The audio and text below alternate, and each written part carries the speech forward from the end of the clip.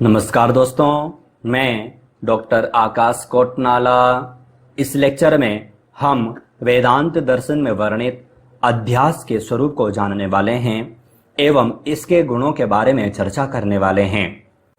जानेंगे कि अध्यास क्या है, अध्यास को वेदांत दर्शन में किस प्रकार से दर्शाया गया है। अद्वैत सिद्धांत अर्थात शंकराचार्य जी के मत के अनुसार हम यहाँ पर अध्यास के स्वरूप को जानने वाले हैं। तो प्रथम ही जानेंगे कि अध्यास क्या है।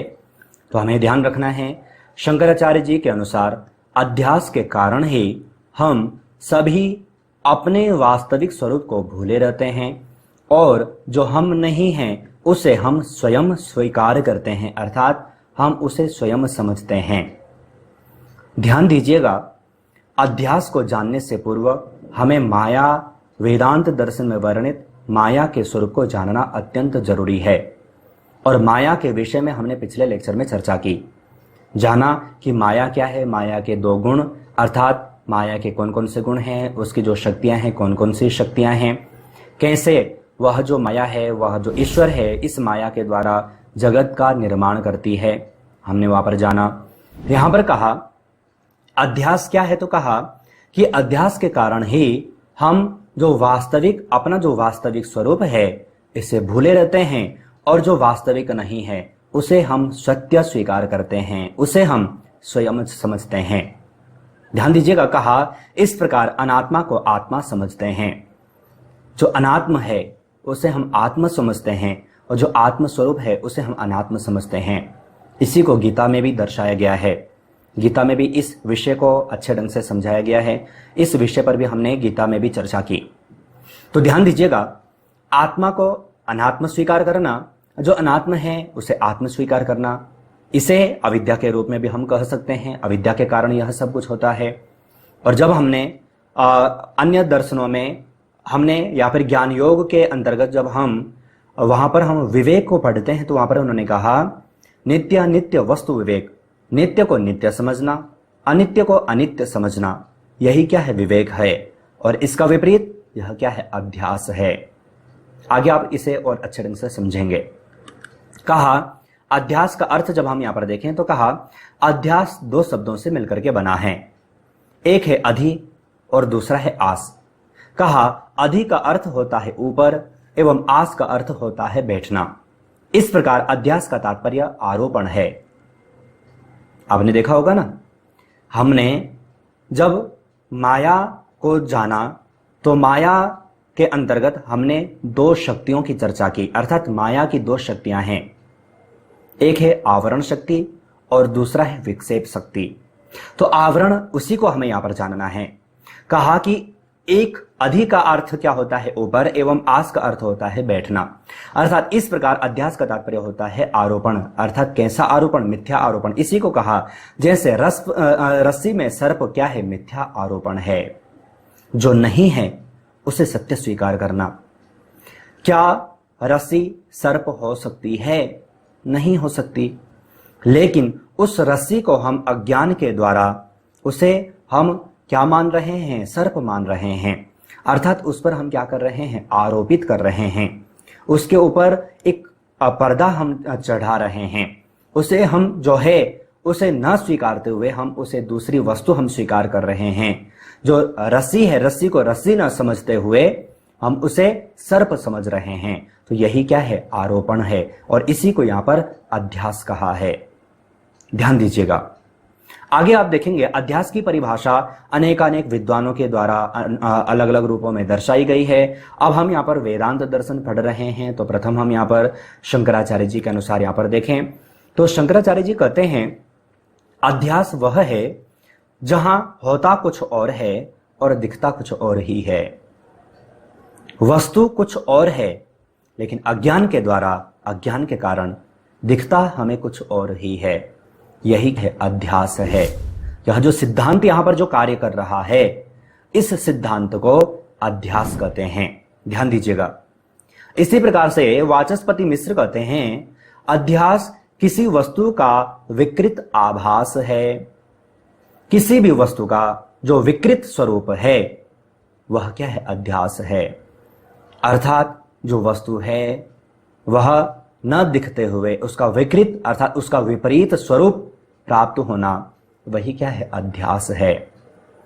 तो इस प्रकार से अध्यास की परिभाषा आपको शंकराचार्य जी और वाचस्पति मिश्र के अनुसार आपको जाननी है।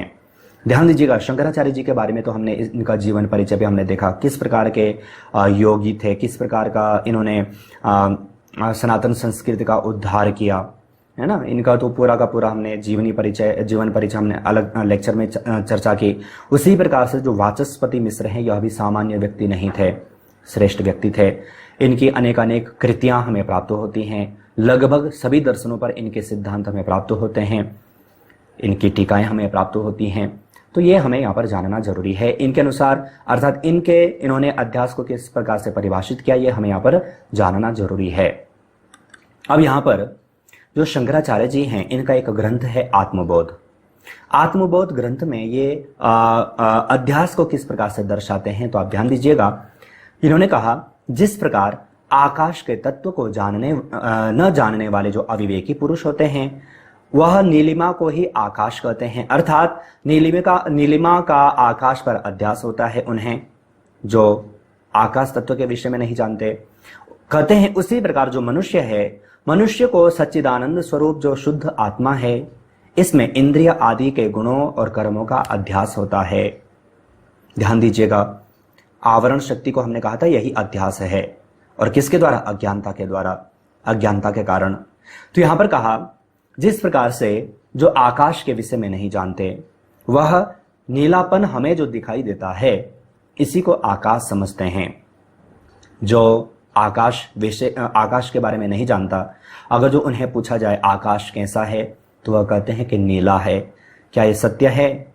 आकाश नीला हो सकता है? नहीं हो सकता। आकाश तो शून्य है। अब जो शून्य है उसको हम रंग में कैसे रंग सकते हैं? नहीं रंग सकते। उसकी हम व्याख्या कैसे कर सकते हैं? उसी प्रकार से जैसे कि हम गहरे पानी में देखते हैं, तो गहरा पानी जहाँ पर होता है, जब हम गंगा जी सर्दियों में हम देखते हैं, गंगा जी का जो जल होता है एकदम शुद्ध होता है। जहाँ पर गहरा ज़्यादा होता है वहाँ पर नीलापन हमें दिखाई देता है। अब नीलापन जो वहाँ पर गहरे के कारण हमें जो दिखाई दे रहा है, क्या वहाँ पर नीलापन है? क्या वहाँ का पानी नीला है? नहीं है। लेकिन गहरे के कारण वह जो पानी है वह हमें नीलापन दिखाई देता है। जो आकाश है वह हमें नीलिमा दिखाई देती है, लेकिन वह मूल रूप में नीला नहीं है, लेकिन हम उसे स्वीकार करते हैं। तो यह क्या है?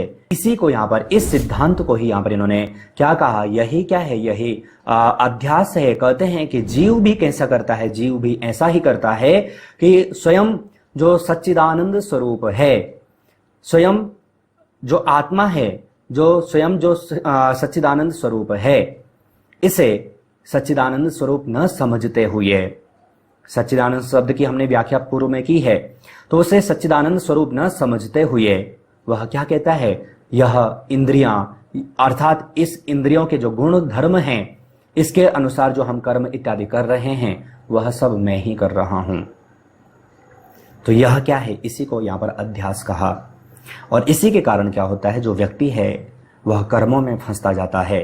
गीता में कहा है ना, गीता में इसी चीज को तो दर्शाया गया। गीता में क्या कहा कि अगर जो आप आत्मा को आत्मा समझते हैं, अनात्मा को अनात्म समझते हैं, तो कभी भी आप कर्मों में लिप्त नहीं होंगे।